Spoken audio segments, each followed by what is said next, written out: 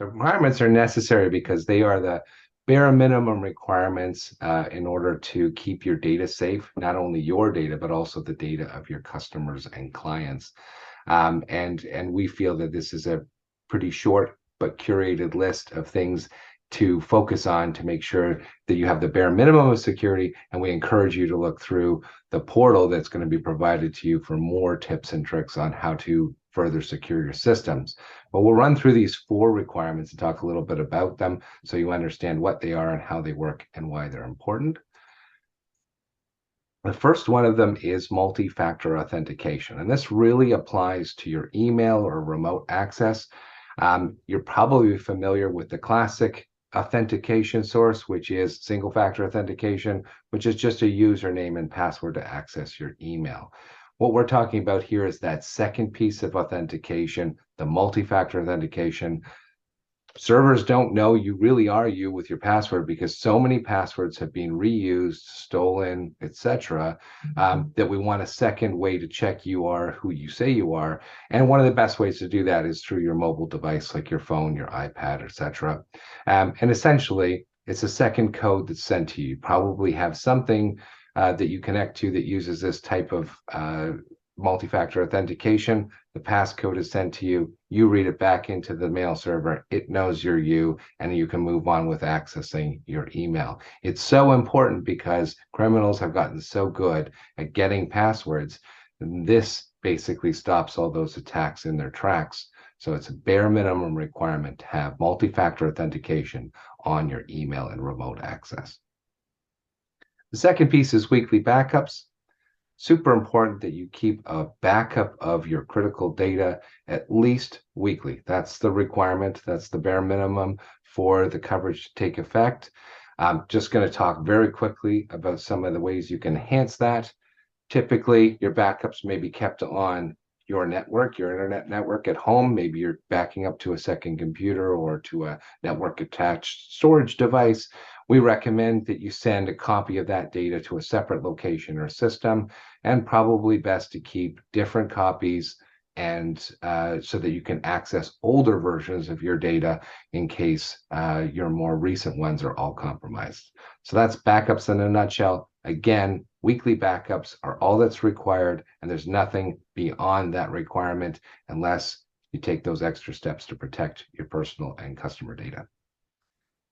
Third thing is firewalls. If you're not familiar with what a firewall is, you can see them in your house or your home office. They are physical devices that are probably somewhere in your house or home office. They look a bit like these 2 devices on the top there.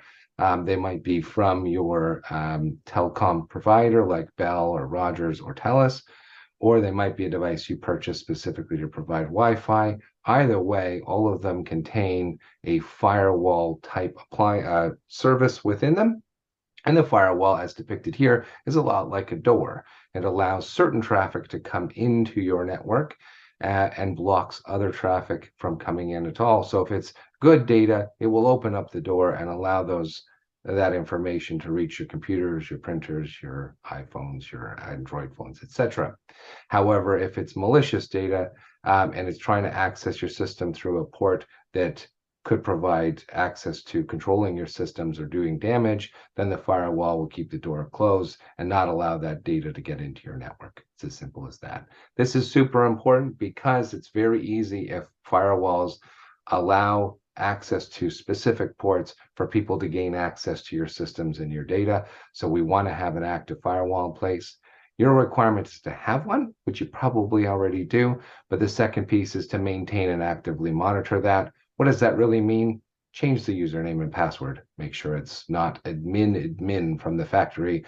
Change it to something unique to you and use a good password. And the second piece is to update that firmware, the software that runs your internet appliance, your router. It will also affect the firewall. Make sure that stays up to date. Every so often, your provider will give you a new piece of software to install, and it keeps it up to date and running its best. So that is firewalls in a nutshell. Last but not least, endpoint protection. Endpoint protection is a fancy version of antivirus. It's the same thing. Antivirus software has been sort of renamed endpoint protection because what it does is it protects those endpoints, your final computer. So a file that may have a virus in it, it could come through the firewall through normal means like email or internet browsing, but your endpoint protection steps in and scans it for a variety of things. It checks a few lists, it checks behaviors, etc. And if anything doesn't pass the test, then it will put that file in jail or quarantine, as it often calls it. If it's a good file, obviously it goes through the same process.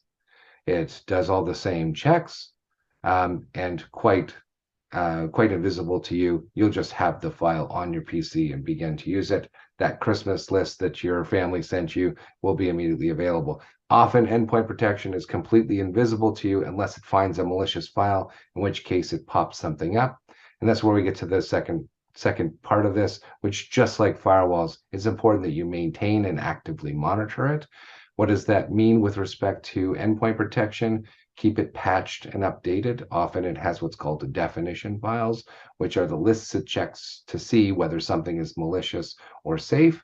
So make sure that's updated and run regular scans if necessary. If you're wondering if you have endpoint protection or antivirus, if you're on a Windows PC produced in the last 10 years or so, you can simply check and see if your computer has Windows Defender on it.